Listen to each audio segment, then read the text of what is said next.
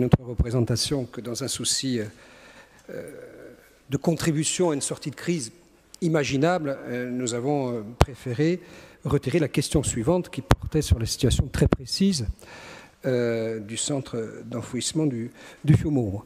Même si les choses sont évidemment liées, cette question pose la question, cette fois macro, et la question sur le long terme, même si évidemment les séquences d'urgence sont directement corrélées aux propositions que vous allez très prochainement faire, qui étaient prévues en septembre, mais on peut comprendre que vous ayez besoin d'un délai supplémentaire. Et notre question fait suite à une motion que nous avions déposée au printemps dernier et qui a été, je le dis très tranquillement, balayée un peu rapidement, nuitamment, sur un sujet qui me semble sérieux et qui touche précisément au plan qui est le vôtre, sur lequel vous adossez depuis un certain temps. Je fais rapide. Est-ce qu'on est d'accord sur l'idée qu'il faut trier? Oui, nous sommes tous d'accord. Est-ce qu'on est d'accord? Est-ce que vous avez évolué dans les temps, et c'est heureux, depuis 2016, sur l'idée qu'il faut surtrier? On est tous d'accord.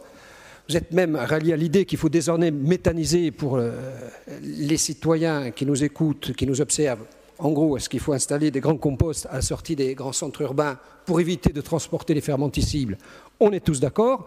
Là où on n'est plus d'accord, c'est qu'on sent se profiler un troisième pied du trépied que vous allez nous proposer qui touche à l'idée des centres de stockage qui, pour nous, puisque précisément, et c'est le paradoxe de vos propositions, on sent qu'on ne va pas arriver à une proportion de tri très élevée dans un laps de temps court. Les centres de stockage vont être, durant cette période, des centres d'enfouissement.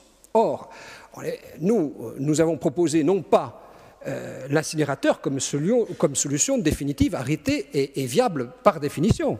Nous, ce qu'on vous demande, c'est de mettre à l'étude l'hypothèse de l'incinérateur, avec toutes ses composantes, ces dérivés possibles qui vont de la gazéification à la vitrification, à la pyrolyse, je ne sais quel procédé, on vous demande de l'étudier.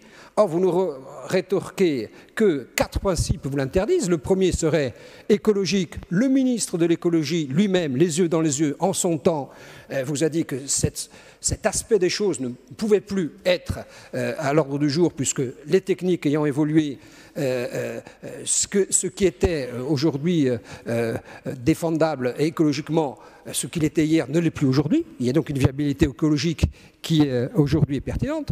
Vous nous dites qu'économiquement ce n'est pas viable. Nous, on vous demande une étude. Partez du principe que sur le thème « la bête est gourmande, il va falloir alimenter », on est incapable aujourd'hui de produire des unités à géométrie variable qui seraient capables de s'adapter dans le temps. Vous nous laissez penser qu'il y a un seuil d'acceptabilité sociale qui aujourd'hui ne pourrait être franchi.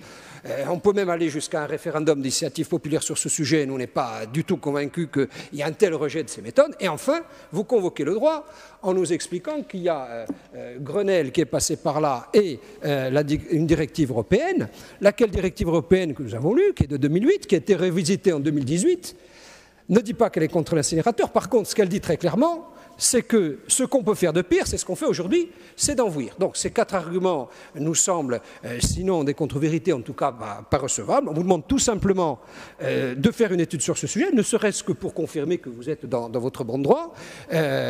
Pour ce qui nous concerne, vous avez pu lire par voie de presse que nous allons prendre sur nos propres deniers notre responsabilité d'aller visiter pour s'informer sur ce sujet. Il reste encore des places et vous êtes nécessairement, naturellement, les bienvenus. En un mot commençant, ma question est simple, Monsieur le Président, est-ce que vous êtes décidé à ouvrir cette fenêtre d'études de façon à proposer un plan qui soit viable? Et pour nous, un plan viable, c'est un plan, qui ne renie rien des erreurs du passé, il y en a eu, on vous le concède, qui n'ignore pas les difficultés liées au principe de réalité, qui est celui de tout gouvernant, mais qui ne tourne pas le dos à la modernité, parce que la modernité, sur des sujets aussi sensibles et qu'on peut partager en termes d'ambition, c'est la seule qui peut conjuguer au futur nos ambitions collectives. Je vous remercie.